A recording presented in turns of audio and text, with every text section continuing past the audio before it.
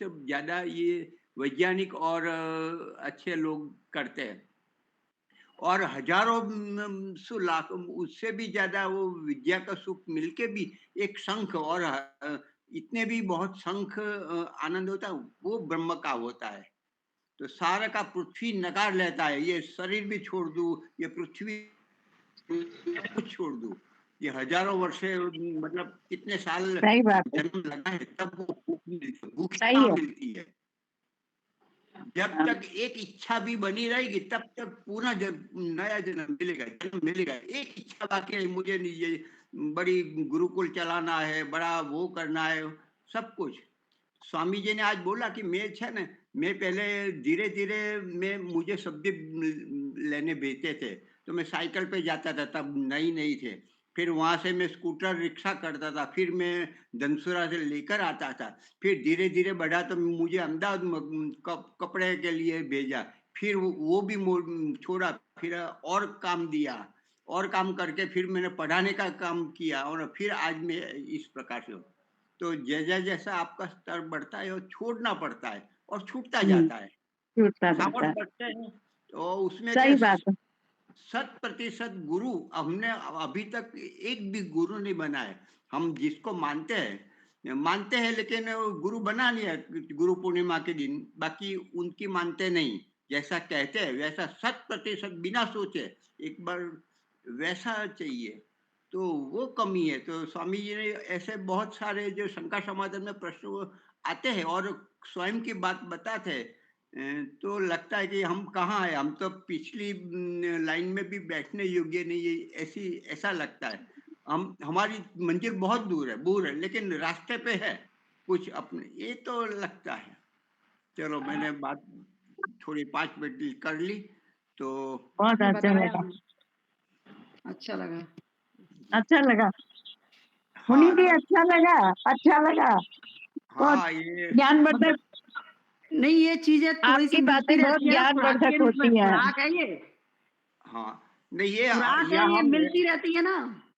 नहीं यहाँ हम रहते हैं ना, क्यों एक एक तरफ है, नहीं कुछ हाँ, करना है, भले दौड़ते हैं स्थूलता से दौड़ते हैं, सूक्ष्म में नहीं दौड़ते, माइंड पे विशेष अभी नहीं दौड़ रहे, दौड़ना पड़ेगा वो भी, लेकिन दौड़ते हैं जितना वो हाँ, हाँ। लगता है कि बस अब अभी आगे करूंगा तो शरीर नहीं काम करेगा, वहां तक दौड़ना पड़ता है। पूरा समर्पण, अपने निष्ठा वो जरूरी है। उम, आप दौड़ के आओगे, बुक बढ़ाओ, अपनी बुक बढ़ाओ, यहाँ दौड़ोगे और यहाँ आकर आप फिर आपको लगेगा ओहो! मैं तो ये उस काम में मानू ही नहीं, मैं तो ये गुरुकुल में रहने वाला हूँ और आप चाहोगे कि जन्म होते ही मुझे ऐसा ही गुरुकुल माता-पिता मिल जाए। हमने 40 वर्ष के बाद मिला या तो 25 वर्ष के बाद मिला। हमें 20 वर्ष के बाद मिला, लेकिन गृहस्थ में गए तो फिर घूम-घूम के आ रहे हैं अभी गुरुकुल में, नहीं तो 40 वर्ष पहले आ जाते। बिल्कुल। चलो तो प्रार्थना करा लेता हूँ, मुझे अभी जाना है, 2-3 बार प्रांतीय ज्ञान कहीं न कहीं जाना ही होता है, दोपहर का तो मैं दे देता हूँ। जी। ओम सहना भगवती सहनौ भुनक्तु सह वीर्यं करवावहै तेजस्विनावधीतमस्तु यस्विनावधीतमस्तु मा विद्विषावहै। ॐ शान्ति शान्ति शान्ति शान्ति। शान्ति। सबको सादर नमस्ते जी। वैदिक विद्या व्याख्यान माला में आप सभी का स्वागत है। मीनाबेन जुड़ गए हैं, दीपाली का तो जुड़ना ही पड़ता है सबसे पहले। शंकर जी अल्हा प्रयागराज से है, कुमकुम देवी जी भी बहुत दिनों के बाद दर्शन दे रहे हैं, मुरली बनी है, सुनीता जी, प्रवीणा जी, सबका स्वागत है जी। तो कोई भजन गाने के लिए भजन सुनावे मम्मी जी। चलो सुनाइए। हाँ जी जी। मैं अच्छा, सुनाऊं मुनि जी? नरेश, हाँ जी नरेश, ऐसा करो आज आप शंकर जी को सुनते हैं, भले थोड़ा अभ्यास करते हैं, ठीक उनकी ठीक है ये ठीक डिग्री है भी है। हाँ, ठीक है ओके। अभ्यास कर रहे हैं, हम भजन सुनाने का अभ्यास कर रहे हैं। हाँ हाँ गजब अजब हैरान अभी हूँ मेरा ऑनलाइन क्लास भगवन। होगा। आवाज आ रही मनी जी? हाँ, कुमकुम अरे ये देवी आपका ऑडियो बंद करिए, कुमकुम जी ऑडियो बंद करिए। हाँ जी, सुनाइए भैया। अजब हैरान हूँ भगवन, तुझे क्यों कर जाऊं मैं। अजब हैरान हूँ भगवन, तुझे क्यों कर जाऊं मैं। कोई वस्तु नहीं ऐसी जिसे सेवा में लाऊं मैं। करे किस तौर आवाहन, करे किस तौर आवाहन, कि तुम मौजूद हो हर जा। निरादर है बुलाने को, अगर घंटी बजाऊं मैं। अजब हैरान हूँ भगवन, तुझे क्यों कर रिझाऊं मैं। तुम ही हो मूर्ति में भी, तुम ही व्यापक हो फूलों में। भला भगवान पर भगवान को क्यों कर चढ़ाऊं मैं। अजब हैरान हूँ भगवन, तुझे क्यों कर रिझाऊं मैं। लगाना भोग तुझ लगाना भोग कुछ तुमको, यह एक अपमान करना है। खिलाता है जो सब जग को, खिलाता है जो सब जग को, उसे क्यों कर खिलाऊं मैं।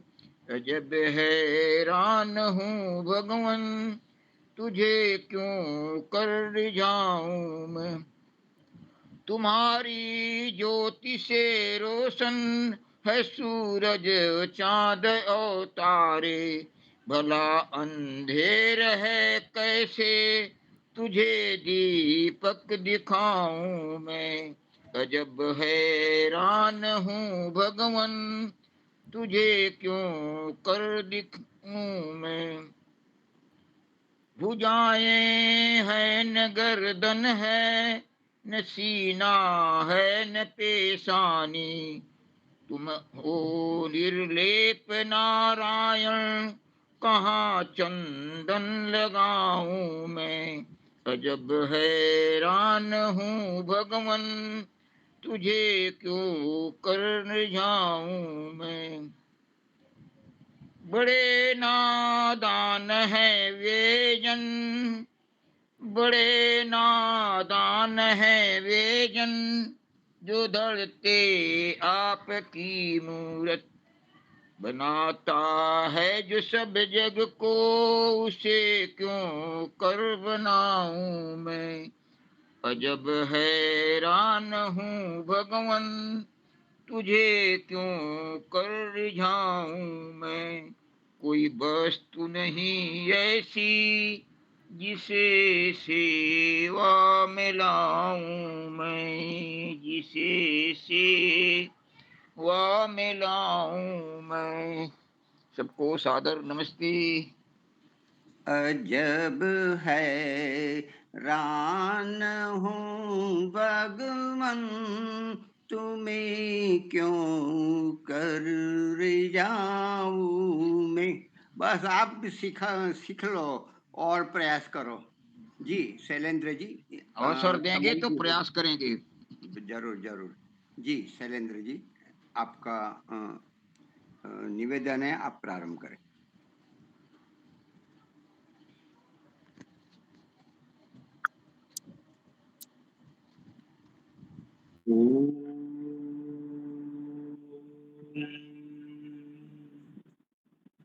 यदं दार्शुषे त्वम् अग्ने भद्रं करिष्यसि, तवेतत् सत्यमङ्गिरः तवेतत् सत्यमङ्गिरः।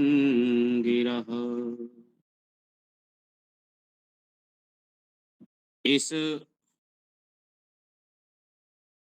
प्रज्ञा व्याख्यान माला में उपस्थित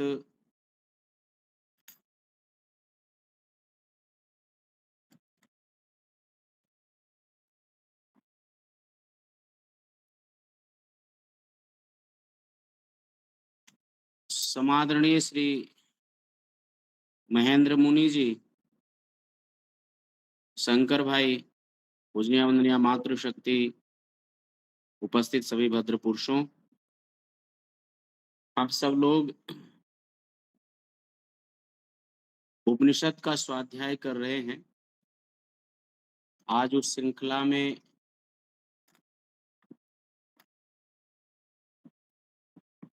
कठोपनिषद के प्रथम बल्ली का ही 18वां मंत्र तक स्वाध्याय कर चुके हैं। और 18वां मंत्र का स्वाध्याय कर चुके हैं। 18वें मंत्र में नाचिकेता नाम की जो अग्नि है, उस 3 अग्नि की जो विद्या है वो आचार्यम ने उसको प्रदान किया। और जिस प्रकार से वो ज्ञान उन्होंने प्रदान किया था, इतने कुशाग्र और कुशाग्र बुद्धि का नचकेता ने उन्हें सुना दिया। नचकेता बड़े प्रसन्न हुए और जब आचार्य नचकेता के प्रति अपनी प्रसन्नता व्यक्त किया तो उस विद्या का नाम उन्होंने नाचिकेत अग्नि रखा कि आपके नाम से ही ये विद्या लोक संसार में प्रसिद्ध होगी। वैदिक विद्वानों ने इस त्रिनाचिकेत नाम ज्ञान कर्म और उपासना रखा कि ज्ञान कर्म उपासना के माध्यम से लोक और परलोक दोनों सुधारे जाते हैं। तो इस विद्या से वो सुधर जाता है। 19वें मंत्र में जो दूसरा वर है उसका उपसंहार करते हुए आचार्य यम ने तीसरा वरदान मांगने के लिए बोला है। और तीसरे वरदान में वो कहते हैं कि ऐसा ते अग्नि ही नचकेता है। अब इस अग्नि का नाम नचकेत होगा। स्वर्गयो यम विरणथा द्वितीय वरेण। जो दूसरा वर आपने चुना था उस दूसरे वर्ग से स्वर्ग आदि सुख की प्राप्ति होगी। यह लोक भी सुधरेगा और परलोक भी सुधरेगा। एतम अग्नि ता एव प्रवेक्षन्ति जनासः। आज से इस अग्नि को आपके नाम से ही जाना जाएगा और लोग इसको जानेंगे और कहेंगे। अगली पंक्ति में कहते हैं तृतीयम वरम नचकेतो विणस्व। हे नचकेता, आप तीसरा वर को वर्ण करो। तीसरा वर अर्थात मांगिए। अब सबसे महत्वपूर्ण जो मंत्र है और जो उपनिषद की गंभीरता, कठोपनिषद की गंभीरता प्रारंभ होती है वो यहाँ से प्रारंभ होती है। अभी तक जो मंत्र हम सब लोगों ने यहाँ तक स्वाध्याय किया है वो आख्यान है, इसको जोड़ने के लिए है। अभी तक सरल था, हम लोग पहुंच सकते थे, लेकिन यहाँ से इस मंत्र का जो गंभीरता है, जो विषय की गंभीरता है, वो प्रारंभ हो जाता है तीसरे से।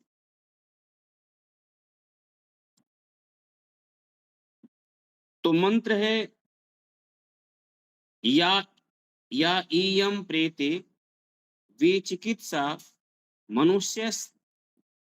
मनुष्य अस्ति इति एके न अयम अस्ति इति एके एतत् विद्याम अनुशिष्टाः तो अयम अहम वराणाम एव वरः तृतीया।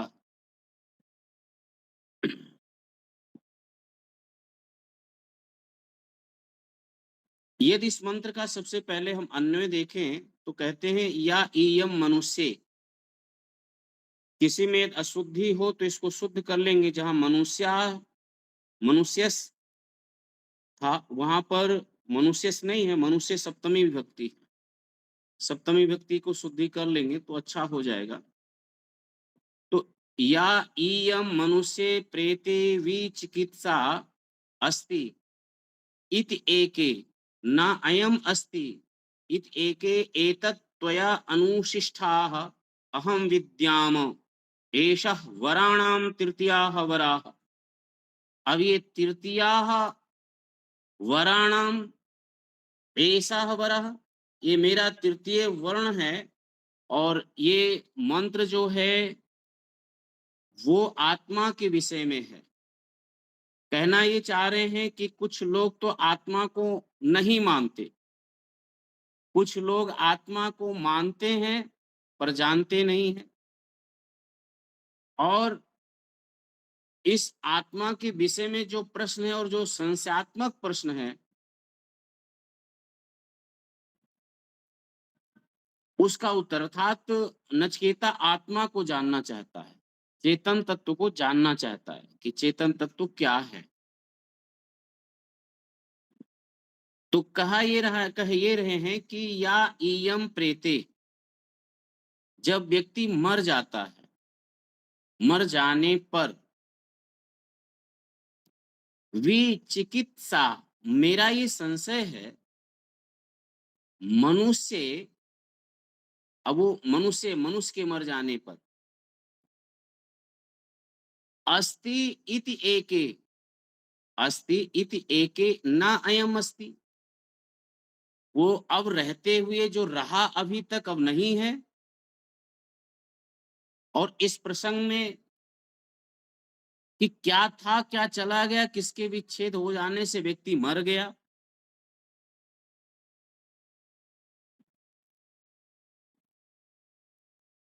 और ना अयम अस्ति, इसको अलग अलग पद को कर लेंगे।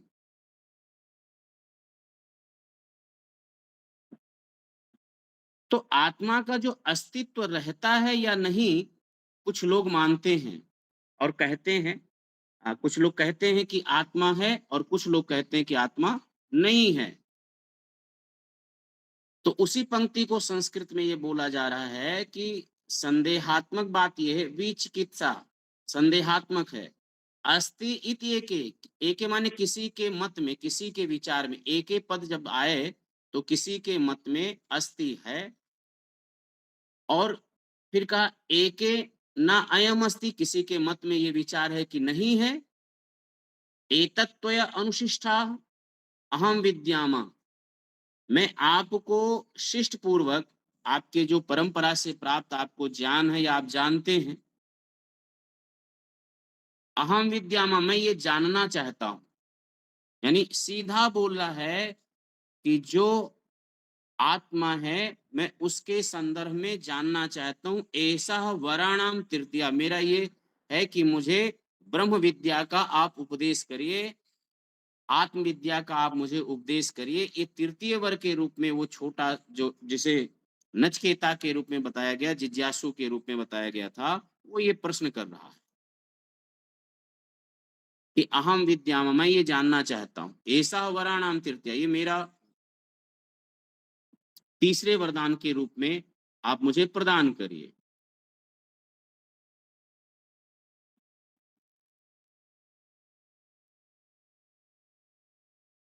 नचकेता के इस प्रश्न को सुन करके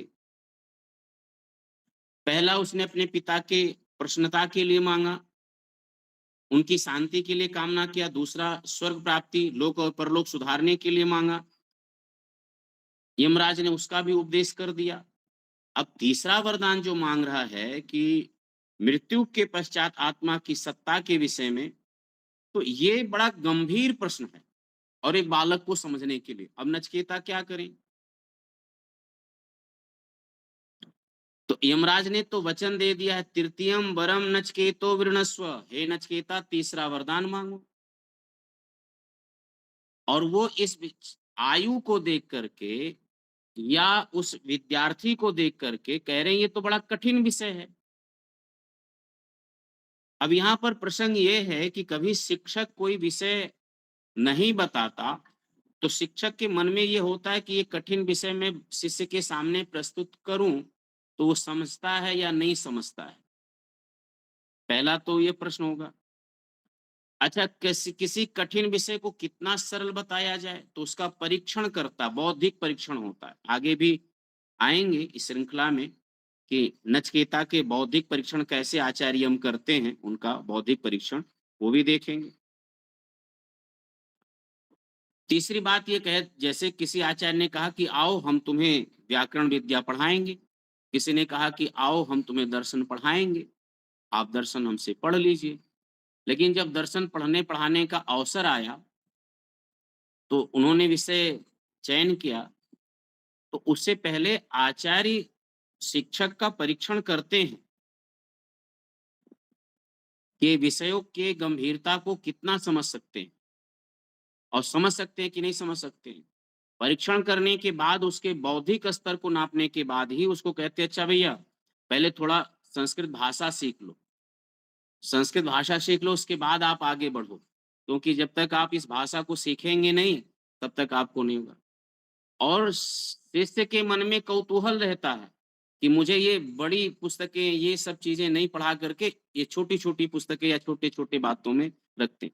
वास्तविकता क्या है कि वो विषय छोटा होता, पुस्तक छोटी होती है, लेकिन उसकी गंभीरता को समझने के लिए आपकी योग्यता बनाने के लिए भाषा प्रवेश कराया जाता है, साहित्य की कुछ छोटी पुस्तकें, सुभाषित कुछ पढ़ाए जाते हैं, उसके बाद कठिन विषयों में प्रवेश कराया जाता है बौद्धिक स्तर बनाने के लिए।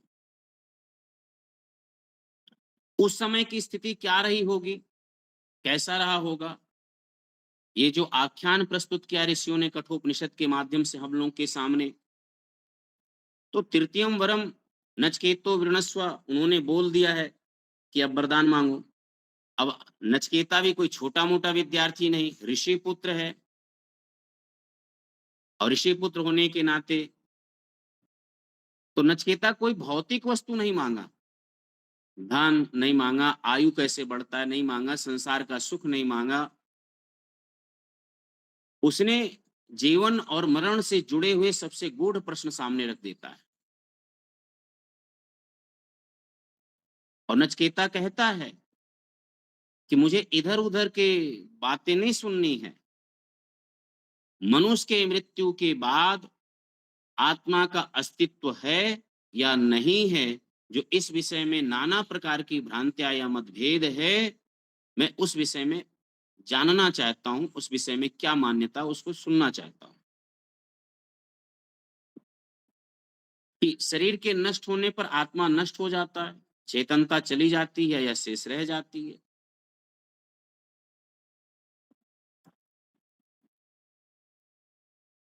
अब यमराज से इस प्रत्यक्ष और यथार्थ ज्ञान को प्राप्त करना चाहता है तीसरे वरदान के रूप में।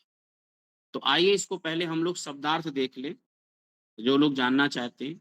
या का अर्थ है जो, इयम प्रेते अर्थात इयम मर जाने पर,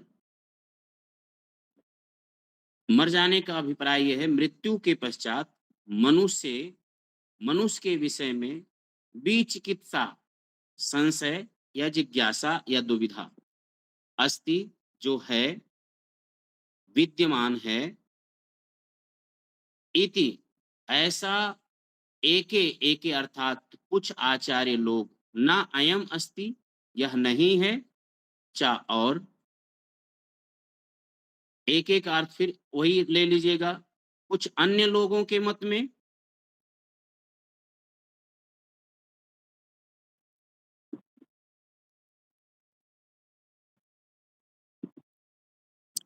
एतत् इस विषय को, विद्या मैं जानना चाहता हूं, जानू, त्वया अनुशिष्टा आप अपने द्वारा मुझे उपदेश करें। अनुशिष्टा का अर्थ है उपदेश करें। उपदेश किसका होता है, जो ज्ञान की परंपरा होती वो चली आती है उसको अनुशिष्टा कहते हैं, उसको उपदेश कहते हैं। अहम, मैं, वराणाम, वरों में, एषः वरः, तृतीयाः, ये मेरा तीसरा वर है जिसको मैं मांगना चाहता हूं। भाव ये है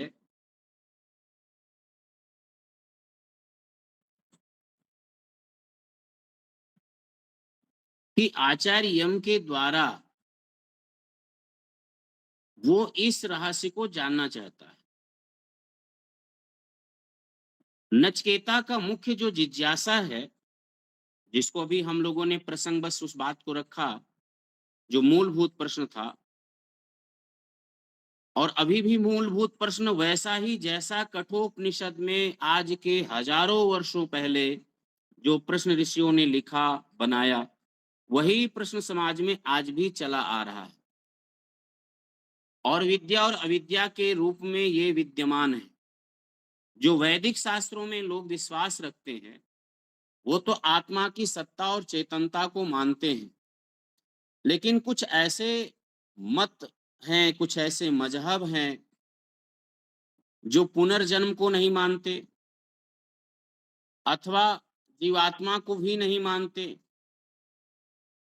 और जहां नास्तिकवाद है वो कहते हैं जब तक शरीर है। आज भी ये मत चला आया है, वैसा ही आया है जैसे पूर्ववत था। अभी भी ये मत, इस प्रसंग में ज्यादा कुछ परिवर्तन नहीं हुआ है। जो नचिकेता को माध्यम बना करके जो प्रश्न ऋषि ने उठाया है, ये प्रश्न हजारों साल पुराना है।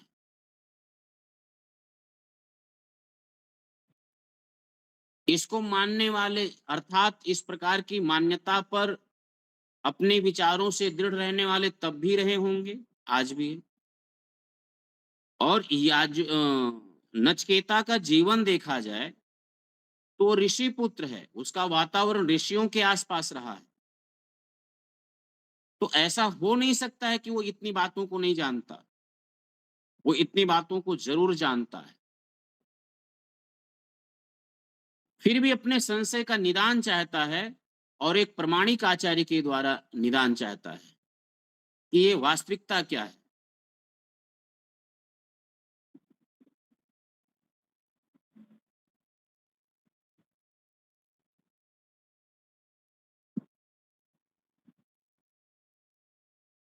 तो दार्शनिक विवाद को देखें तो मंत्र में दो मत स्पष्ट रूप से हम लोगों के बीच आया, एक आत्मा के अस्तित्व का और एक आत्मा के अस्तित्व का नहीं मानने वाला।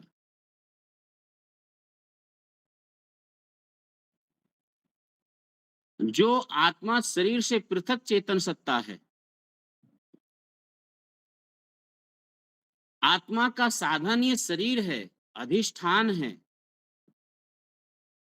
आत्मा के नष्ट होने पर, आत्मा के नष्ट होने पर भी आत्मा का अस्तित्व समाप्त नहीं होता। ये वैदिक सिद्धांत सनातन संस्कृति है, जो ये लोग हम सब लोग इसको, इस बात को मानते हुए चले आए हैं।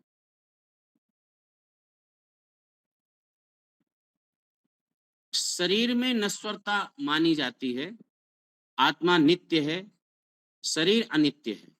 ये वैदिक सिद्धांत की मान्यता है। हम लोग जानते हैं कि शरीर के नष्ट होने पर आत्मा किसी अन्य अवस्था या शरीर को प्राप्त कर लेती है या उसको प्राप्त हो जाता है। यही विचार आगे कठोपनिषद में आत्मा की नित्यता, पुनर्जन्म और मोक्ष की विवेचना का आधार बनता है। यदि आत्मा का अस्तित्व स्वीकार नहीं करेंगे, उसकी नित्यता स्वीकार नहीं करेंगे, तो ये पुनर्जन्म नहीं होगा, और पुनर्जन्म को यदि हम स्वीकार नहीं करेंगे तो ये उत्पत्ति का सिद्धांत हम नहीं कर सकते। उत्पत्ति का जो सिद्धांत है वो सिद्धांत यही है कि चेतनता को नित्य मानते हैं, और पुनर्जन्म के प्रसंग में आज इतने संप्रदाय, इतने मत, इतने मजहब हैं, इतने मत, इतने पंथ, इतने मजहब हैं।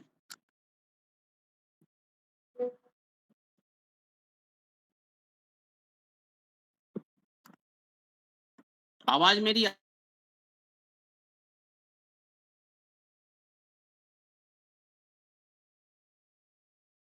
हम नाम नहीं लेना चाहते, आप लोग संकेत से समझिएगा।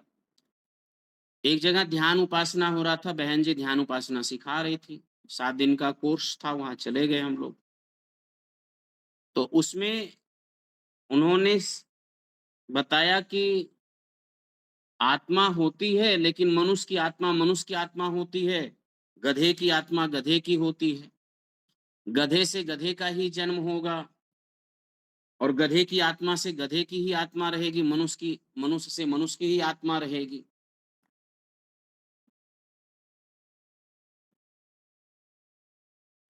फिर बातों बातों में उनको बताया गया, अच्छा ये बताइए,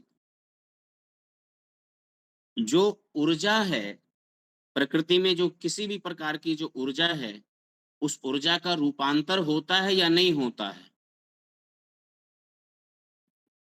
तो उन्होंने कहा नहीं, ऊर्जा का रूपांतर होता है। यदि ऊर्जा का रूपांतर ना हो तो ये सृष्टि ही नहीं चल सकती। ये बात सही है कि मनुष्य के शरीर से मनुष्य के शरीर का ही निर्माण होगा, मनुष्य के शरीर से गधे के शरीर का निर्माण नहीं होगा। लेकिन इसमें जो चेतन सत्ता है वो मनुष्य में ही रहेगा या मनुष्य से मनुष्य में ही जाएगा, इसकी प्रामाणिकता क्या है? तो बहन जी चुप हो गई और बंद होकर के चली गई। तो विद्या की अनुपस्थिति में या तर्क की अनुपस्थिति में लोग जो है इस प्रकार की नाना प्रकार की भ्रांतियां होती रहती हैं और नाना प्रकार की बात होते रहते हैं।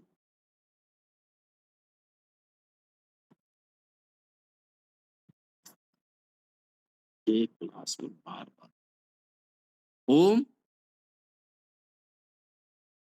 जी नमस्ते। हाँ हाँ।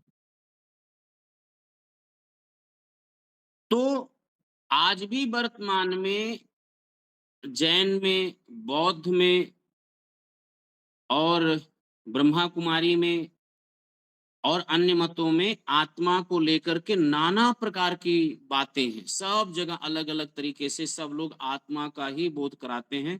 सबके अपने अपने राग हैं, अपनी अपनी डफली हैं, अपनी अपनी व्यवस्था है।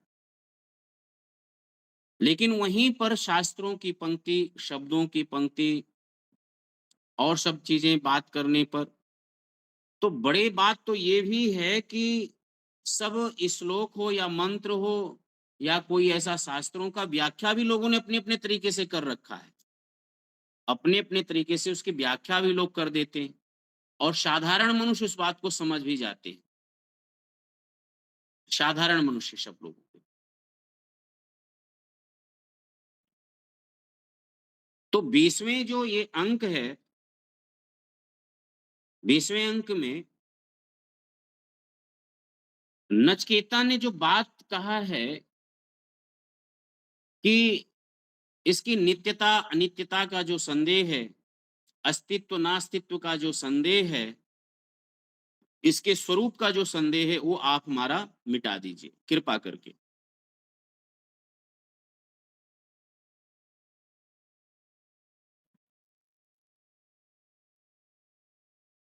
देवहि अत्र अपि पुरा विचिकित्सितम्।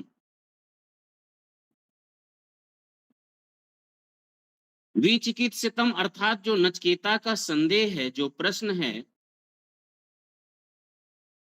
20वें मंत्र में जो बात कहा उसने कि आत्मा है वह नहीं है, आचार्य हम कहते हैं इसमें तो बड़े बड़े विद्वान मतभेद संसित हैं, बड़े बड़े ज्ञानी लोग। ये छोटा सा बालक क्यों प्रश्न कर रहा है ऐसा? जो वेदों के विद्वान हैं, वो तो आत्मा का अस्तित्व और ईश्वर और प्रकृति का अस्तित्व मानते हैं। उनके मत में स्पष्ट है ईश्वर, जीव और प्रकृति। और परमात्मा को स्वीकार भी करते हैं। लेकिन जो लोग परमात्मा को नहीं मानते, जीव को नहीं स्वीकार करते, वे लोग पंचभूतों की जो स्वयं की सृष्टि है उसको मिला करके धारण कर लेते हैं। तो वो केवल पंचभूतों से बनी हुई इस सृष्टि को स्वीकार कर लेते हैं, स्वीकार करते हैं। ऐसे भी मत वाले हैं, केवल पंच महाभूतों का ये संघात है और इसमें एक अ, ऊर्जा शक्ति संचरित हो जाता है और ये शरीर तैयार हो जाता है और बन जाता है और इससे ये चलता है।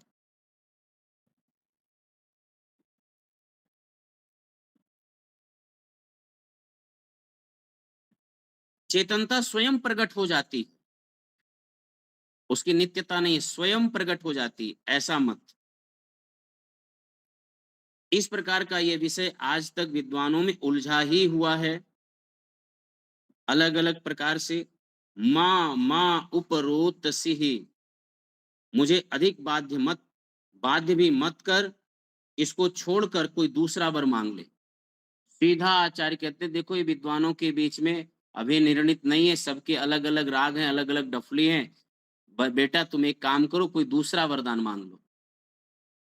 देव ही अत्रापि विचिकित्सम किल त्वं च मृत्योः यत्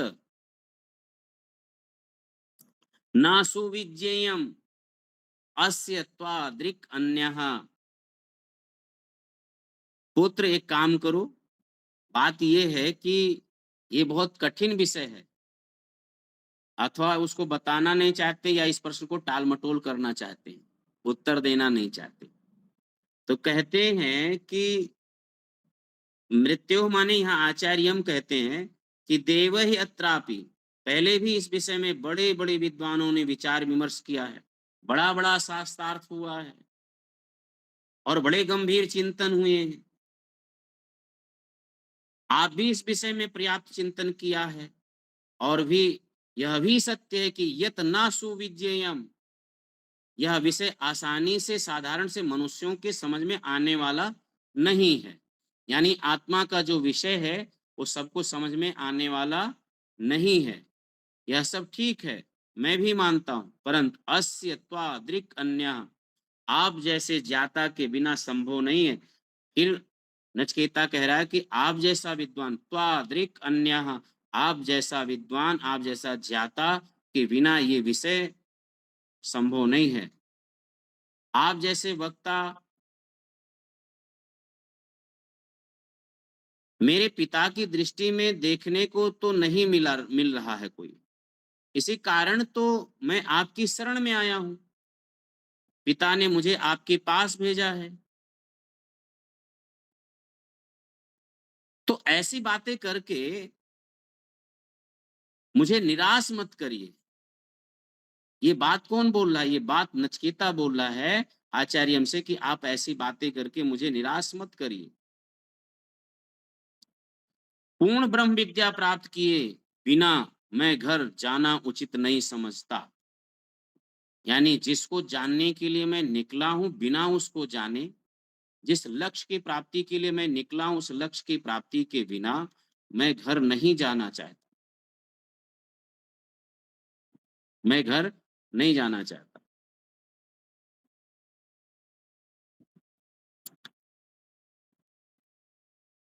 और मुझे देखकर मेरे पिता प्रसन्न होंगे, मैं आपको छोड़कर किस गुरु के द्वार इस प्रश्न का समाधान करने के लिए किसके दरवाजे पर जाऊं, कहां कहां दरवाजा खटखटाऊं, किससे पुकार लगाऊं कि मुझे इस ब्रह्म विद्या का आप उपदेश करिए।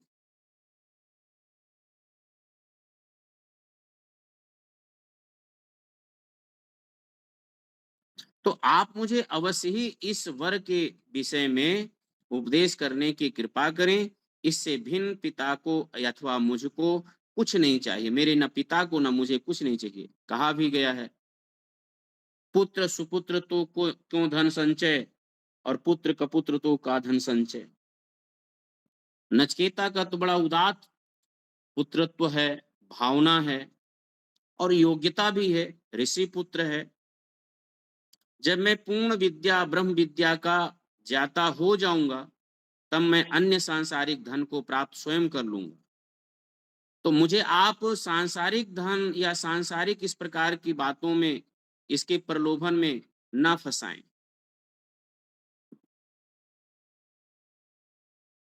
अन्य धन की आवश्यकता ही नहीं है और ना ही धन वैभव में मैं कहीं शांति खोज पाता हूं, ना शांति देख पाता हूं ऐश्वर्यों में। तो नचिकेता जानता है, इस बात को बड़े अच्छे से जानता है कि सांसारिक धन ऐश्वर्यों में कहीं शांति नहीं है, कहीं तृप्ति नहीं है।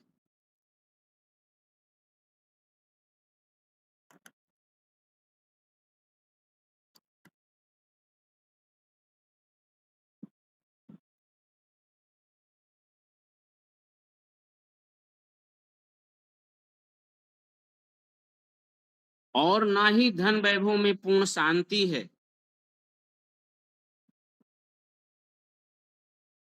तो चाहता क्या है? तो वो सिर्फ एक ही बात है, एक ही लक्ष्य है कि वो ब्रह्म विद्या की प्राप्ति की इच्छा है और ब्रह्म विद्या से ही हो सकता है कि वो ब्रह्म विद्या की प्राप्ति किसी आचार्यम जैसे ब्रह्म विद्या से ही वो प्राप्त करे। इस कारण आप मुझे उपदेश कीजिए। तो आचार्य पुनः नचिकेता की परीक्षा हेतु उसका परीक्षण करना चाहते हैं, दृढ़ता लेना चाहते हैं।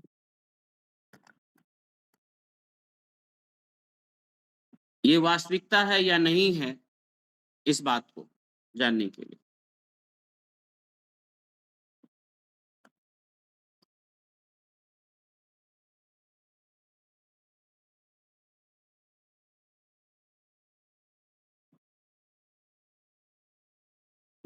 शतायुष पुत्र पौत्रान वृणस्व बहून पशून हस्तिन हिरण्यम अश्वान। पुत्र एक काम करो, ये तो बात ठीक है कि लोग कहें और ना स्वीकार करें। कभी कभी ऐसा भी हो जाता है कि मुझे इन धनों में कोई रुचि नहीं है, ये ऐश्वर्यों में मुझे कोई वो नहीं है। लोग उपदेश दे सकते हैं, लेकिन सामने रखा जाए और ना स्वीकार करे, तब बताइए। तब उसकी इच्छा देखी जा सकती है। आपको हजारों रुपए दे दिया, लाखों रुपए आपके सामने हो, करोड़ों रुपए आपके सामने हो और आप उसमें वैराग्य हो आपको, तब तो आपकी योग्यता है। और करोड़ों रुपए आपके सामने हो और फिर आप वैराग्य वाला जो उपदेश दे रहे थे, 2 मिनट में लोगों का हट जाता है। जो आप यथार्थ वास्तविकता जो ज्ञान दे रहे थे, उपदेश दे रहे थे, वो रह नहीं जाता। तो अभी तक जो नचिकेता ने बोला, ये वास्तविकता बोल रहा है कि बस ऐसे ही बोल रहा है? इसलिए उसने कहा कि आप बहून पशून लो, बहुत सारे पशुओं को। आज के युग की बात करें तो बहुत सारी लग्जरी गाड़ियां आपके सामने खड़ी हैं, इसमें से कुछ भी चयन कर लो, ले लो एक गाड़ी। BMW खड़ा है, ऑडी खड़ी है, कोई भी जो इच्छा हो चयन कर लो। तो आजकल लोग क्या चयन करेंगे? ज्ञान या गाड़ी या अच्छी मोबाइल, महंगी मोबाइल? तो ज्ञान तो आजकल वैसे ही है, बेमौल है। कौन स्वीकार करेगा? ज्ञान किसको चाहिए? इसीलिए ना साहब, आजकल पुस्तकें फुटपाथ पे आ गई हैं और जूता चप्पल शोरूम में पहुंच गया है। किसी कवि ने बड़ा अच्छा व्यंग किया है कि जब जिस समाज में जूता चप्पल का शोरूम बन जाए और पुस्तकें फुटपाथ पर और कबाड़ों में बिकने लगे, तो उस समाज को फिर समझ जाना चाहिए कि वहां ज्ञान की जरूरत नहीं है, जूता और चप्पल की उनको जरूरत है।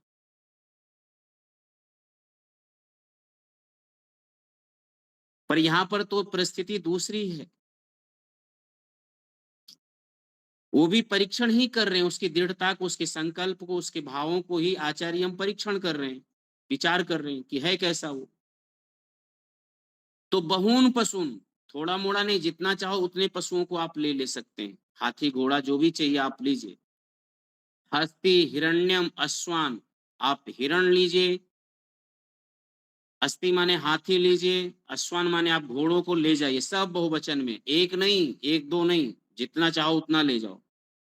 शतायुष, आप पूरी आयु, लंबी आयु, आयु की विद्या भी मैं आपको दे सकता हूं और आप लंबी आयु ले लीजिए।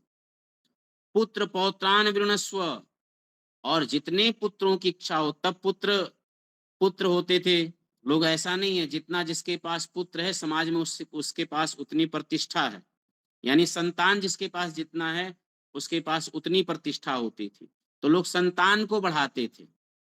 आज तो जनसंख्या का मार है, आज तो जनसंख्या का एक ऐसा प्रकोप है कि इस समय तो वो बातें नहीं की जा सकती हैं, ये शास्त्रों की पुरानी बातें हैं। लेकिन कभी संतान की इच्छा, और उस समय राजा महाराजाओं के पास तो सैकड़ों संतानें होती थी, सैकड़ों सैकड़ों की संख्या में। तो यहाँ कहा कि आप जितना चाहो उतना पुत्र पौत्रान आदि ये सब वर के रूप में मांग लीजिए। भूमि महत आयतनम, आप जितना बड़ा भूमि चाहिए वो भूखंड ले लीजिए। विणस्व, आप इसका वर्ण कर लीजिए।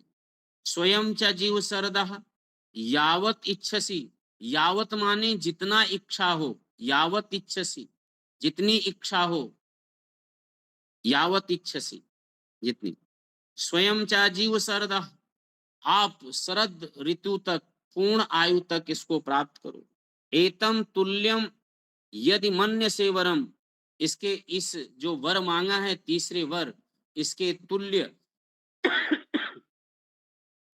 विणस्व वित्तम, जितना तुम धन चाहो, चिर चिरजीवी काम चा, जितना चाहो वो सब ले लो। सामने रख दिया आचार्य ने, भाई आचार्य के पास सब कुछ रहा होगा बहुत सारा, कि इस बच्चे के लिए उपलब्ध करा दीजिए जो चाहे वो। और शव कह रहे हैं, महाभूमो नचकेता तुम एधे, तुम बहुत बड़ी भूमि वाले बन करके, कामनाम त्वाम काम भाजम करोमि, कामनाओं में जो जितनी भी कामनाएं तुम्हारी, जितनी लौकिक इच्छाएं हैं, उसमें सब में तुम्हारा विस्तार हो। जो भी तू मांगना चाहता है उन सबको मैं पूर्ण, कामना नाम त्वाम काम, अरे ये छोटी बात नहीं है, कामना नाम त्वा काम भाजम करोमि। अभी हमारे सामने कोई बड़ा नेता आए और पूछे आपकी जो भी कुछ कामना है, आप जो भी कुछ चाहो मांग लो, तो लोग कहेंगे मुझे मंत्री बना दीजिए, एक विभाग ही दे दीजिए कोई, हमारी इच्छा तो ऐसी ही है, तो ऐसे ही मांग लेंगे।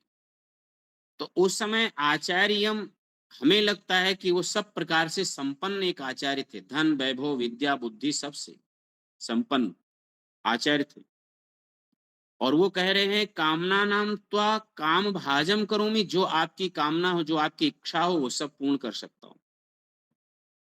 ये कामः दुर्लभा मृत्युलोके, जो जो कामना इस मृत्यु लोक में आपका दुर्लभ है। सर्वान कामाश्च, सर्वान कामास, कोई एक दो इच्छाएं नहीं, सभी काम इच्छाओं को छंदतः प्रार्थयस्व, प्राथमिकता से मैं उसको पूरा करूंगा, दूंगा।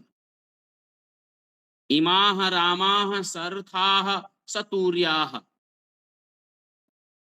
ना ही ईदृशः लभनीयाः मनुष्य ही, किसी मनुष्य को इस प्रकार से सब चीजें, सब कामनाओं को पूर्ण करने वाला कोई उपलब्ध हो, ऐसा नहीं। इमाह रामाः सर्थाः,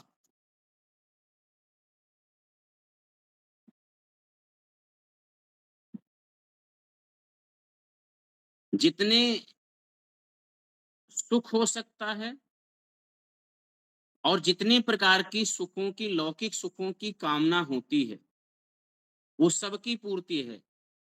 यहाँ रमा का अर्थ है तुम चाहो तो स्त्री सुख, तुम चाहो तो संतान सुख, ये सारे सुख की सुंदर सुंदर सारी चीजों का मैं उपस्थित करा सकता हूं, तुम्हें दे सकता हूं। इन सब सुखों का भोग करिए। और नचकेता सबसे बड़ी दुर्लभ जो बातें जो सबसे बात कह रहा परीक्षण के लिए आचार्य यम ने जो कहा है, कहा नचकेता मरणम मां अनुप्राक्षे, मरने के बाद कौन क्या ले जाएगा साथ, जो है वो इसी जीवन में है और मैं दे रहा हूं, इसका तुम भोग कर लो। अच्छा देखिए, यह सब चीजों में इतने बड़े प्रलोभन में और ये सामने उपस्थित हो और एक किशोर अवस्था का बालक सामने हो, वो क्या चुनेगा? यहाँ तो सब कुछ मिल रहा है और बाद में कह रहे मरने के बाद इस आत्मा की क्या गति होगी, इसके पीछे क्यों भाग रहे हो? कौन देखा है? जो भी मिल रहा है उसका भोग कर लो। आज के लोग क्या अच्छा, आज के लोग यही ना सब तर्क करते, मरने के बाद क्या देखा है? मरने के बाद स्वर्ग कौन देखा है? जो मर करके वापस आया नहीं, जीते जी कोई गया नहीं, तो स्वर्ग का दर्शन किसने किया? आजकल खूब वायरल होता है। यही बात उसके दृढ़ता को जानने के लिए जो कह रखे, जो बातें हमारे पूर्वजों ने, ऋषियों ने बहुत पहले प्रश्न उठा दिया है और प्रश्न करके लोगों के सामने खड़ा कर दिया है, उसको नए रूप में, नए स्वरूप में लोग प्रस्तुत करते हैं, सामने लाते हैं, नए रूप में, नए स्वरूप में, और गलत तरीके से उसको उपस्थित करते हैं। लोग उपनिषद विद्या को पढ़े होते, समझते, स्वाध्याय के होते, तो इस प्रकार की बातें नहीं करते। कितनी सुंदर बात है कि आप अपनी जो इच्छा है, जो जिज्ञासा है, वो दृढ़ जिज्ञासा है, तो आगे उसके इस प्रश्न का उत्तर भी आचार्य हम देंगे, लेकिन उससे पहले कह रहे हैं अब नचकेता ने जो उत्तर दिया है वो कितना बढ़िया उत्तर दिया। ना वित्तेन तरपनियो मनुष्य, एक झटके में आचार्य के सारे प्रलोभन को नचकेता ने खंडित कर दिया। क्या खंडित किया? ना वित्तेन तर्पनिया मनुष्या, ना वित्तेन, ये जो साधन दे रहे ना, द्रव्य ये सब जो सुख, सांसारिक सुख, तर्पनिया मनुष्य, इससे किसी की तृप्ति नहीं हुई है। आचार्य क्या बोला उसमें, क्या बोला? जिज्ञासा देखिए कितना, इससे किसी की तृप्ति नहीं हुई है। तमेव विदित्वा न अन्य पंथा विद्यते, उस आत्मा को जाने बिना किसी को तृप्ति, किसी को सुख नहीं मिल सकता, कोई दूसरा पथ नहीं है। तो ये जितनी बातें उन्होंने कहा बाह्या नित्या गीते, उसको इस बात को लेकर के खंडित किया है। तो आगे देख लेते, अपि सर्वम जीवितम अल्पम एव तव एव वहाह तव नित्य गीते। उस बालक के सामने आचार्य यम ने कि स्वभाव, यह सब जो आज है कल नहीं रहेगा। आचार्य देखिए कितनी बड़ी बात का पहला प्रसंग देखिएगा, स्यो भाव मृत्यस्य, जो आज है वो कल नहीं रहेगा। जो बड़े से बड़े सुख और ऐश्वर्य देख रहे हैं वो है, इसको कहते हैं परिणाम ताप। परिणाम का तो दुख सब में है। उसी बात को, जो परिणाम रूपी दुख का शास्त्रों ने वर्णन किया है, उसको उपनिषद ने अपने सुंदर शब्दों में कहा कि स्यो अभावः मृत्यस्य, यह सब आज है कल नहीं रहेगा। जीवितम अल्पम एव, और जो मुझे जीना है वो भी बहुत अल्प है। आत्मा तो बड़ा शाश्वत है, बहुत लंबा है, ये तो मरने वाला नहीं है। लेकिन दुखों में फंसा करके, जन्म और मृत्यु के दुखों में, इस भवसागर में फंसा करके रखेगा।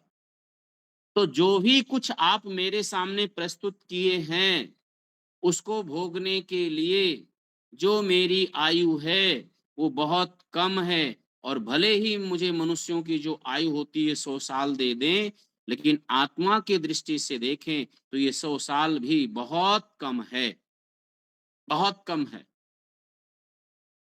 आयु को किसी ने, नीति का कोई श्लोक है एक, मुझे जहां तक उसका भाव याद है कि व्यक्ति को 100 साल उम्र मिला है लेकिन 50 साल तो सोने में गुजर जाता है। अब बचा 50 साल, 50 साल में 20-25 साल तो बचपना में गुजर जाता है, और उसके बाद की जो आयु बचा वो घर गृहस्थी को, जिम्मेदारियों को चलाने में बचा। अपने लिए क्या बचा? हम जीवन जो जीते हैं उसमें हमें क्या मिला, क्या बचा? तो इतना सुंदर प्रसंग में कह रहा है कि जीवितम अल्पम एव, मुझे जो जीवन जीना है वो बहुत, आत्मा की दृष्टि से तो बहुत कम है, कुछ है ही नहीं है। तव एव वहा तव नृत्य गीते, ये सब जो नित्य गाना बजाना, ये सब शास्त्रीय संगीत, इसमें मुझे कहीं तृप्ति, कोई रुचि उचि नहीं है। और ये धन रख लेंगे तो आगे एक ही बात बताएगा कि धन में कौन कौन सा दुख है। तो सांसारिक जितनी उपस्थिति आचार्य यम ने उसके सामने रखा, प्रलोभन रखा, एक एक करके आचार्य नचकेता ने उसका खंडन कर दिया, और सब में गुण वृत्ति विरोध परिणाम ताप शास्त्रों का जो वर्णन है उसने निचोड़ करके रख दिया। इन्हीं श्लोकों में समय हो रहा है और मुझे भी बार बार कुछ फोन आ रहे हैं, तो यहीं पर अपनी बात को विराम करते हुए आप सबका बहुत बहुत धन्यवाद, बहुत बहुत साधुवाद। ओम सम।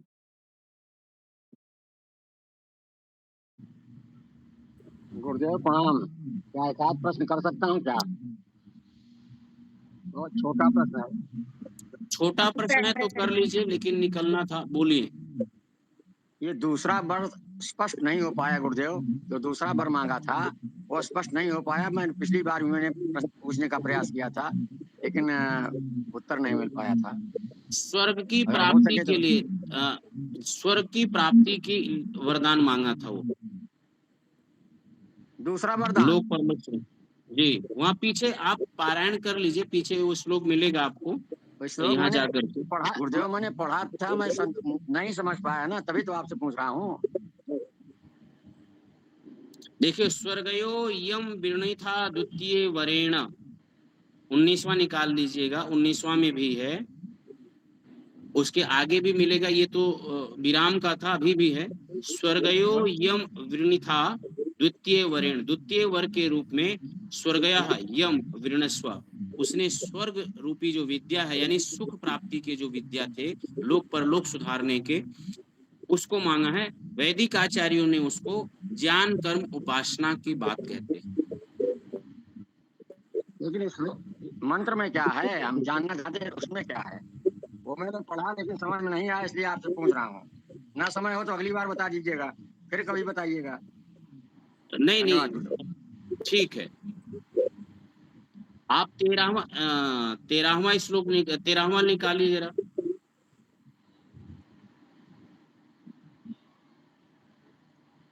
इस समय वर्तमान में मैं पुस्तक नहीं लिए हूँ, लेकिन मैंने तो फिर प्रयास किया, कैसे आपका तो आपने समाधान बताया कैसे था, करेंगे? प्रयास किया लेकिन नहीं समझ में आया।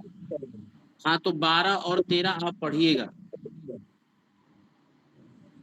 जी धन्यवाद गुरुदेव, कोशिश करूंगा। हाँ, समझ में 12 आ और जाए कि 13 नहीं नोट कर पूछूंगा, नहीं तो लीजिएगा, अगली 12 तरफ 13 पूछूंगा। को पढ़िएगा। जी धन्यवाद गुरुदेव। ठीक।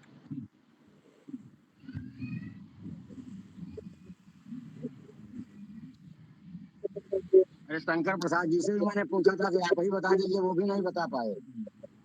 अरे भाई, नहीं बता पाए ये थोड़ी है, लीजिए अभी बता देते टाइम निकाल के, ऐसा चैलेंज चुनौती की बात मत करिए, जो नहीं, बात शास्त्र चुनौती में वाली लिखा बात है उसको थोड़ी बताएं। है। मैं जानकारी चाह रहा हूँ गुरुदेव, चुनौती में क्या दे सकता हूँ, उसको कौन सा ज्ञान है चुनौती दूंगा। अरे नहीं, नहीं जानकारी चाह बता रहा पाए, हूँ। नहीं बता पाए ऐसी बात नहीं है। बात ये है कि आप उसको स्वाध्याय करिए, 12 उसकी संख्या बता दिए, उसमें आपको मिल जाएगा, ये बात है। 12 और 13 चलिए से ठीक है, प्रारंभ होता धन्यवाद है, उसी का गुरुदेव। विषय प्रारंभ होता है। अरे आचार्य जी ने भी बताया था, लेकिन मैं भूल गया हूँ। आचार्य अवधेश प्रसाद जी, वो भी बताए थे, लेकिन भूल गया हूँ, इसलिए मैं जानकारी चाह रहा था और कुछ नहीं। धन्यवाद। ठीक है, ठीक है, अगली बार मिलिएगा।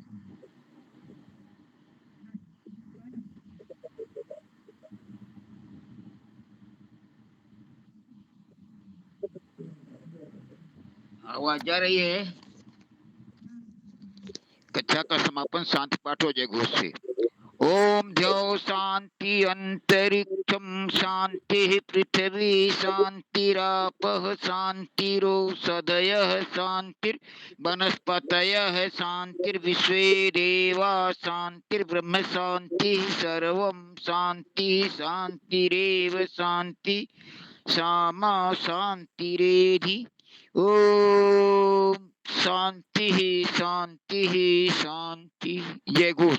जो बोले सो अभय। सत्य सनातन वैदिक धर्म की जय। मर्यादा पुरुषोत्तम भगवान रामचंद्र की। जय। योगराज भगवान